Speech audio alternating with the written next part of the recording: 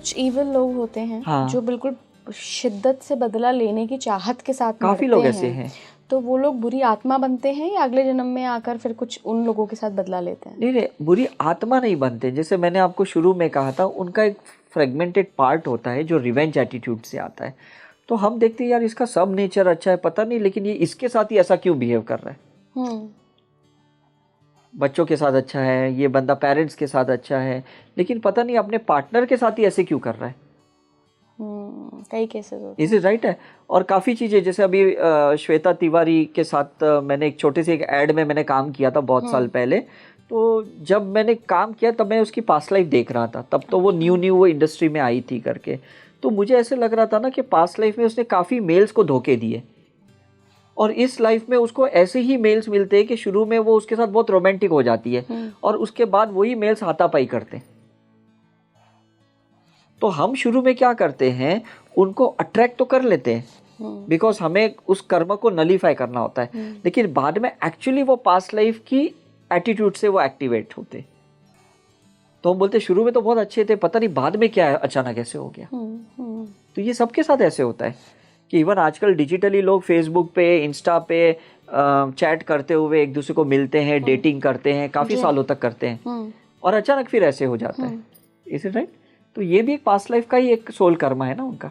Celebrities की past life देखी है आपने? बहुत से लोगों की देखी है मैंने। संजय दत्त की देखी है, आमिर खान की देखी है मैंने, शाहरुख खान की देखी है, जो मैंने लास्ट टाइम भी मैंने बताया था। क्योंकि इन लोगों की पास्ट लाइफ तो बहुत सरफेस पे होती है।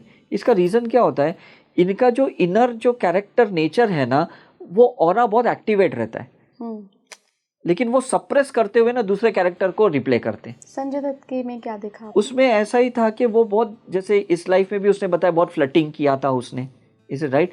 तो पास्ट लाइफ में भी उसको कैसा था ना कि वो एक एक्सप्लोर करने के लिए ना बहुत सारे रिलेशनशिप को एक्सप्लॉइट कर रहा था वो।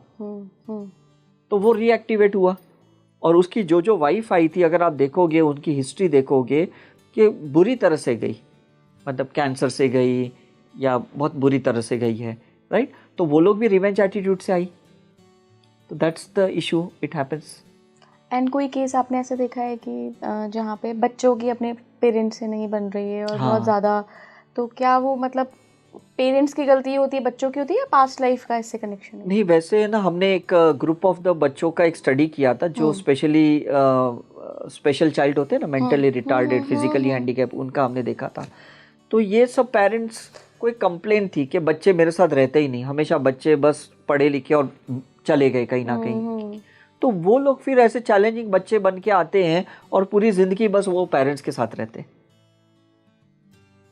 तो तभी तो पेरेंट्स कभी सोचते नहीं कि हम भगवान से जो कंप्लेन करते हैं कि हमें ऐसा कोई बच्चा दो जो हमेशा मेरे साथ रहे। अब कोई चैलेंजिंग बच्चा ही रहेगा आपके साथ, नॉर्मल बच्चा क्यों रहेगा? Is it right? तो ऐसे में हम वूम्ब रिग्रेशन करवाते हैं, एक पास्ट लाइफ रिग्रेशन का प्रोसेस होता है और उसमें हम उसको कॉर्ड कट करवाते हैं और उस बच्चे की एनर्जी को रिलीज करवाते हैं। असर होता है? काफ़ी बार होता है, काफ़ी बार होता है, बिकॉज वो कॉन्ट्रैक्ट खत्म हो गया ना। तो या तो बच्चा, मतलब उसके डीएनए में चेंजेस आते हैं, उसके सेंसेस एक्टिवेट होते हैं, है ना, और उसके बाद वो थोड़ा इंडिपेंडेंट भी हो जाता है, पेरेंट्स के साथ चिपका नहीं रहता है। ऐसा हो जाता है। आप बता रहे थे कि आपको एनर्जीज फील हो जाती हाँ हैं। हाँ हाँ। तो इस वक्त आपको कोई एनर्जी ऐसी फील हो रही है? नहीं, यहाँ तो मुझे बहुत सूदिंग एनर्जी लगती है, लेकिन मैं आपको एक एग्जांपल देता हूँ कि बहुत साल पहले ना 2005 में एक ऐसा इंसिडेंस हुआ था जहाँ पे, मतलब फर्स्ट एंड लास्ट टाइम ऐसा था कि मैं थोड़ा एक डिप्रेशन में आ गया था, पता नहीं मुझे क्यों कुछ ऐसा हो गया था। तो मैं अचानक बॉम्बे से मैं ट्रेन पकड़ के मैं पूना गया और पूना में मैं ओशो के आश्रम में चला गया। तो वैसे तो मैं पहले भी ओशो को बहुत फॉलो करता था, लेकिन मुझे लगा चलो मैं जाके कुछ मेडिटेशन करूँगा तो शायद मेरा वो डिप्रेशन वाला पार्ट निकल जाएगा करके। तो मैं वहाँ गया तो मैं मेडिटेट नहीं कर पाया बिकॉज बहुत डिप्रेशन में था। तो बाहर ऐसे ही मैं एक जगह पे बैठ गया, बैठते बैठते मुझे कब नींद आ गई मुझे पता ही नहीं चला करके। और जब मैं जागा तो सारे फॉरेनर्स मेरे आसपास खड़े थे और वो मुझे कह रहे थे कि भाई ये तुम क्या कर रहे हो?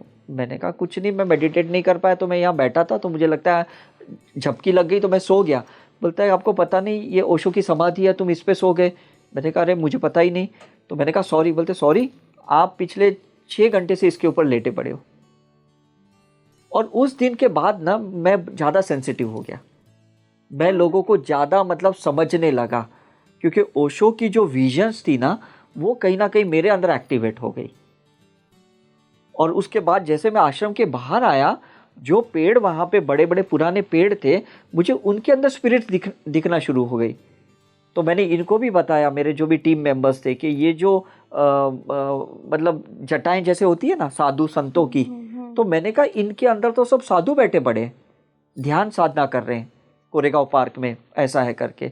और उसके बाद तो मैं जहाँ पे भी जाता हूँ, जैसे कुंभ के मेले में 2019 में गए, हम लोग गए थे, तो मैंने काफ़ी बताया कि ये स्पिरिट्स देखो कैसे घूम रहे हैं, कुछ इनविजिबल स्पिरिट्स है नागा साधु के फॉर्म में, और फिर अचानक उनकी फिजिकल बॉडी आ जाती है, फिर अचानक वो गायब हो जाते हैं।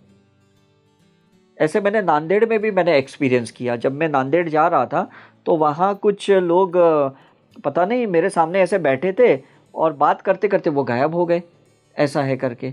लेकिन फिर मैं समझ में आ गया कि ये लोग एकदम प्योर सोल है, इनको तो एक फ्री विल चॉइस होता है कि फिजिकल बॉडी लेना ना लेना, ऐसा है करके। तो उस 2005 के बाद से मेरा थोड़ा ऐसा हो गया कि मैं लोगों की पास्ट लाइफ भी देखना शुरू समझ गया, स्पिरिट्स देखना, स्पिरिट के साथ बात करना, स्पिरिट को रिलीज़ करना। स्पेशली कुछ लोग मुझे कहते हैं कि हमारे बच्चे मर गए हैं, कोई चला गया और हम बात नहीं कर पाए, प्लीज़ हमको उससे बात करवा के दो। तो फिर हम लोग उनको रिट्रीट में बुलाते हैं और एक प्रोसेस करते हैं चैनलाइजिंग का, और फिर उनसे बात करवा देते हैं हम लोग, ऐसा है करके। तो उनका एक कॉर्ड कनेक्ट करवा देते हैं हम लोग।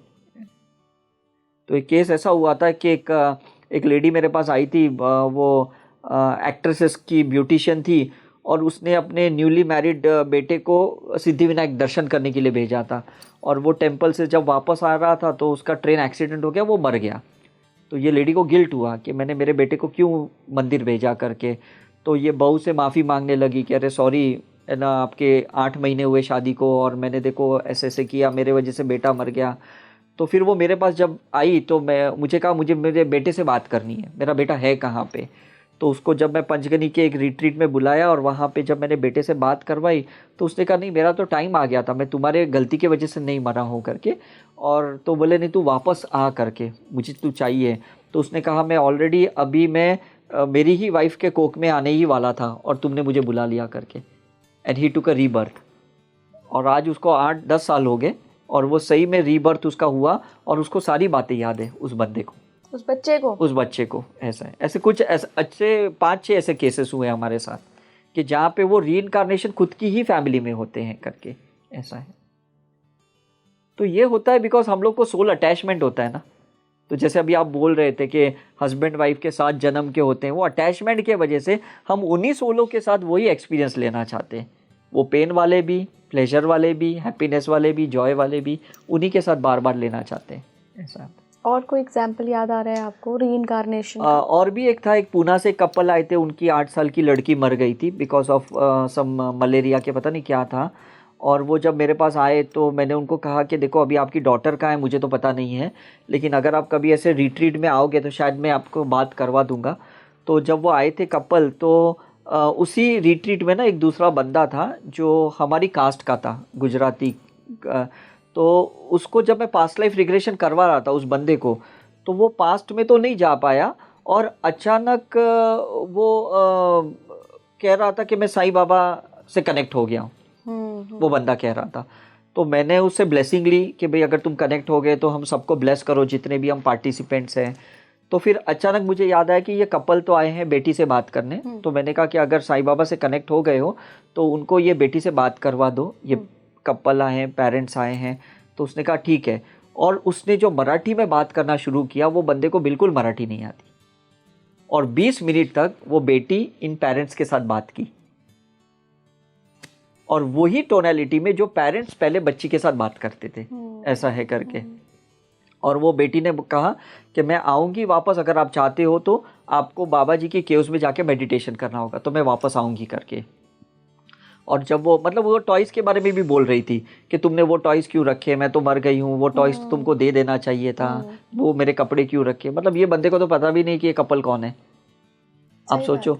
और उसके बाद वो लोग केव्स में गए, मेडिटेट किया, और वो लड़की ने वापस रीबर्थ लिया उनके ही घर में लिया करके, ऐसा है।